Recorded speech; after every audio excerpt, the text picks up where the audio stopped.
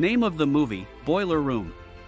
Description of the movie. If you wish to know the answer to the popular question, how do you earn big money from nothing, then this movie is the right one. Boiler Room is based on Stratton Oakmont, a stock trading company created by Jordan Belfort. Released in 2000. Name of the movie, The Pursuit of Happiness.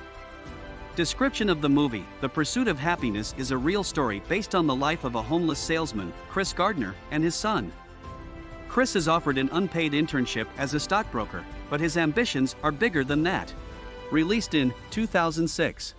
Thanks for tuning into the 2 Minute Entrepreneurship. Please like and subscribe.